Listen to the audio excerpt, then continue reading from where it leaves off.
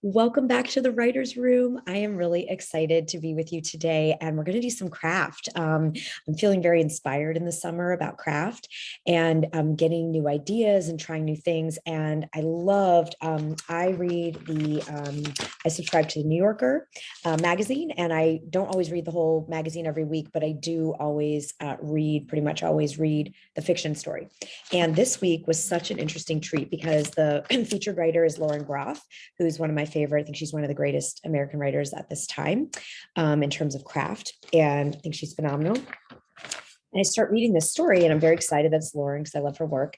And I'm like, God, this sounds like Flannery O'Connor. If you're familiar, Flannery O'Connor is a writer that really is iconic in what we call the Southern Gothic style. So her work is very characterized by exploring themes of morality and religion. The characters are really kind of nasty to each other, not very nice. And they, in many cases, as a way, I think of her maybe shining a light on the way people suck sometimes, and also very much set in the mood that the South is a character really in the stories, the heat and the, moss trees and the big houses and things. So you can feel the porches and all of the things. So anyway, I wanted to share with you. So I was reading the story by Lauren Groff and like, God, this is so interesting. It feels like Lauren Groff, but it really feels like I could be reading a Flannery O'Connor story. So I flipped to the back and at the end of all the New Yorker stories, and I never read them ahead, there's a little line where it says the author's name, and then it gives a description. So it might say, Stephen King on being scared, or it speaks to the theme. And this says Lauren Groff on faith and Flannery O'Connor. So I laughed because I don't know if the New Yorker came to Lauren and said, will you do your take on Flannery O'Connor? Or if Lauren said, I want to do a take on, I'm just feeling in a Flannery O'Connor mood. I want to do a take on that. Either way, what I think is so cool is that it's a great writing prompt for us here in the writer's room. So your homework this week is to pick a writer who has a distinctive style. And then for 20 minutes, pretend the New Yorker called you and said, do your take on George Saunders, do your take on Leo Tolstoy, whoever it is, and see what happens when you do this kind of mashup. Like you're you, but you're modeling and playing with the style of another writer. And sometimes that's where a huge creative breakthrough can happen. Now, why is it useful to do this prompt? There's two. Well, getting a breakthrough for sure. One is that it forces us to really peel back the curtain and analyze another writer's style, right? It's really interesting to me to think like Lauren had to really get clear on what makes Flannery O'Connor so that she could play with it, riff on it, do her own take. You can't do your own take on someone if you don't know what their take is. So it makes us just be really great, like students and readers of literature.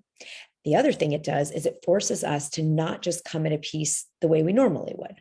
The next chapter, a new piece of writing, we're now coming in this sort of mashup energy.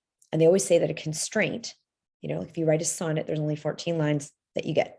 The constraint reveals the diamond. The pressure makes the diamond out of the coal. So the constraint of you doing another writer is that you're going to do something completely different than you ever would have done before. And it's really cool. And it got me really excited. So I want to bring it here to the writer's room. And I hope you'll join me in picking someone and then doing your take on them. So let me give you an example of how Lauren might have approached. I don't know her personally. I wish I did. But she probably said, okay, well, what are the distinctive qualities of Flannery O'Connor's work? These are what I would say. I don't know if Lauren said these. Number one, the setting is a character. The heat of the South, the oppressive humidity, the rolling porches, the moss trees, all that stuff, right? The South is a character. Another thing I would say about Flannery O'Connor is some nastiness. People have this like sharp, they're either, mean to each other verbally or in their own heads. Really, if you read her stuff, and it's kind of shocking. And she also has like sudden twist of violence that you would never expect from this sort of nice Southern Catholic woman, right? And it's such good stuff. I highly recommend, checking her work out if you're not familiar. But Lauren pulls all that together. So the story starts in Florida and they make their way up to the Carolinas in the story. So South is a character. The issues of morality and religion are also big in O'Connor's work. And she's definitely got, this young girl has gotten into a great college. The mother's died. She and her adult brother are orphaned, but he has disability and she can't take care of him. She feels horribly guilty. And all the stories about, the judgment she either perceives or experiences from other people about bringing her brother to an assisted living facility while she goes to college. Meanwhile, she's just lost a mother. She's all alone in the world. So all these themes come into play. And then here's just a classic O'Connor move. They're leaving the aunt's house where the brother has been staying since the funeral. And the young girl, who's narrating this part is resentful because she's also feeling guilty. So she said, well, she feels so dang strong about it. Maybe she should have kept you herself, Joni said. That bat-faced old shrew. I mean, that bat-faced old shrew is so O'Connor, a little bit Joyce Carol Oates too, in some of her stories. So that's the stuff you want to do. And then see where it takes you and let me know. I wish we could all be in a room and do this as a workshop together. I can't wait to see who you choose, how you define their style, and then what happens when you mash up yours with theirs. We'll see you next time on the writing room.